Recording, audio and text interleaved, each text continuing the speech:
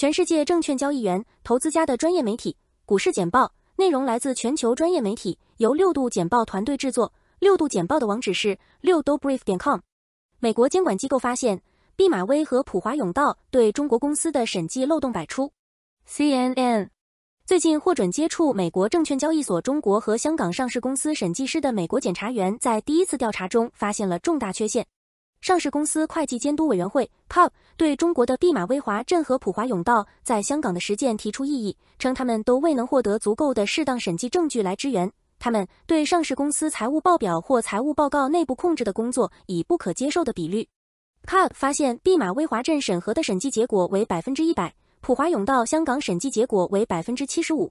然而，后者声称所有审计的内部审计意见被认为在性质上是适当的。这些检查是在中美之间就从中国大陆和香港获取审计文件进行了9个月的僵局之后进行的。此举阻止了160多家中国公司被华尔街停职。在中国通胀中寻找生命迹象。路透社将于周四公布的中国4月份通胀数据将让人们深入了解北京刺激经济的努力有多有效。据路透社调查的经济学家称，中国的通货膨胀率已经很低，这意味着显示进一步放缓的新数据可能表明世界第2大经济体仍在努力创造需求和动力。此外， G7 财经领导人将在日本举行为期3天的会议，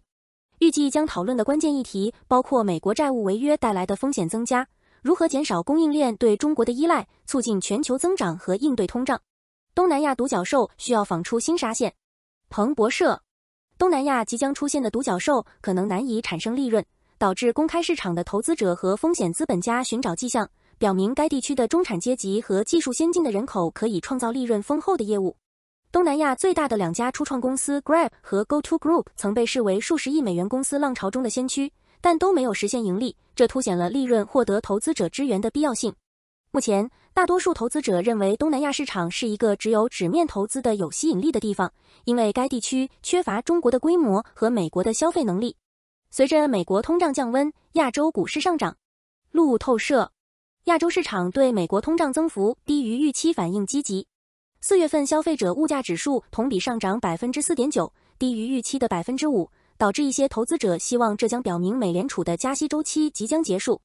正如我们本周早些时候报道的那样，许多分析师相信美联储将在6月升息，因此这一最新发展是否会产生任何影响还有待观察。全球挑战削弱美元作为世界储备货币的地位。加拿大环球邮报，美国的文化和经济挑战导致它失去了作为世界储备货币的主导地位。中国 RSA、印度和巴西的总 GDP 约为24万亿美元，与美国大致相同，高于欧盟 16.6 万亿美元的 GDP。由于数十年的财政不负责任和经济增长乏力，美元的地位已经减弱。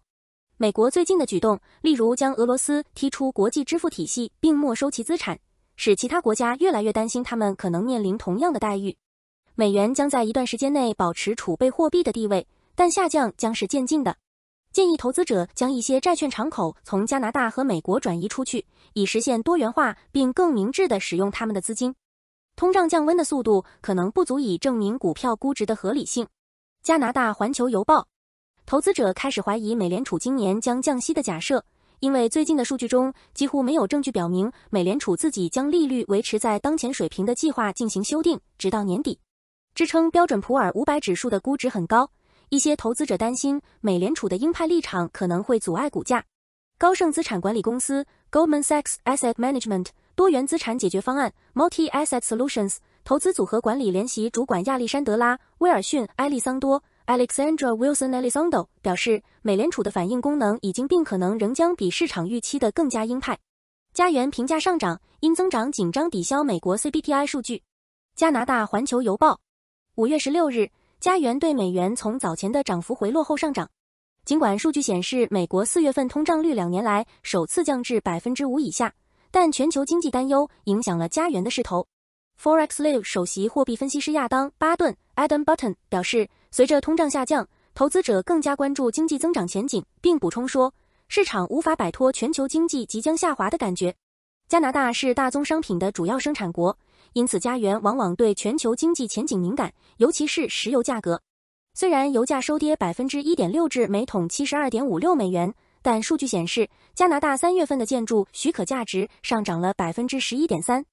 根据一份联合声明，加拿大于5月16日与印度承诺今年敲定一项初步协定，以增加贸易和扩大投资，同时最终确定处理争端的机制。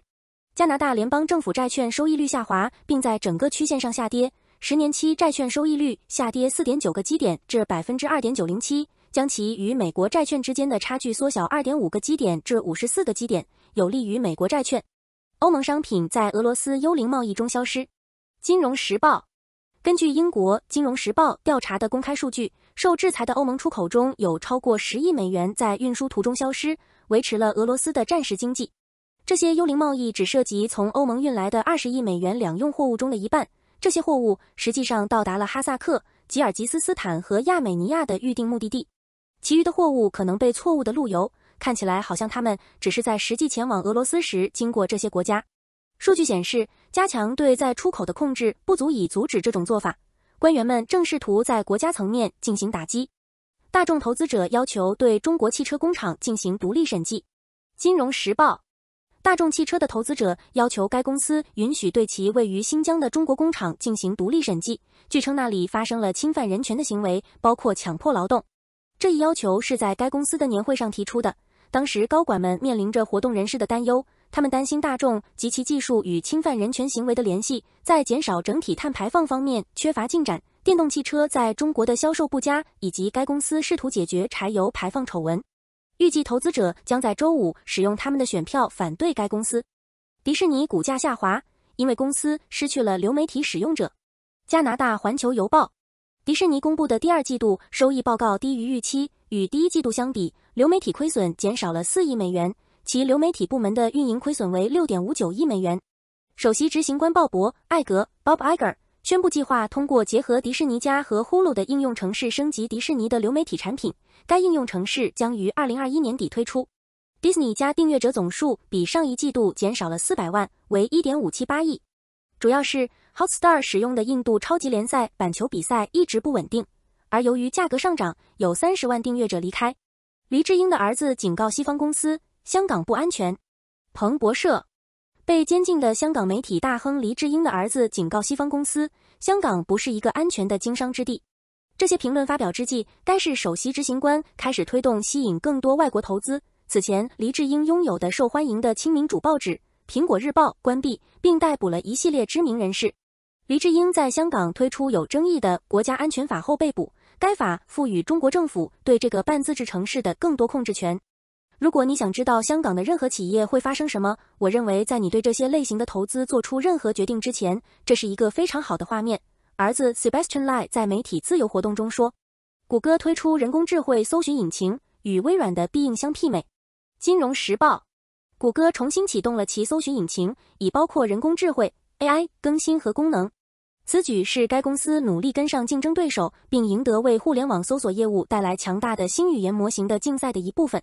新的 AI 功能由 Google 的大型语言 AI 模型 PaLM 2提供支援，该模型也是本周推出的，旨在改善 Google 聊天机器人 Bard 以及包括 Gmail 和 Google Docs 在内的产品。该搜寻引擎最初仅通过等待名单提供给美国使用者，但将在适当的时候在全球范围内推出。谢谢大家收看股市简报，这是由6度简报团队为您制作的内容。6度简报的网址是6dobrief.com，专门面对全球精英、专业人士。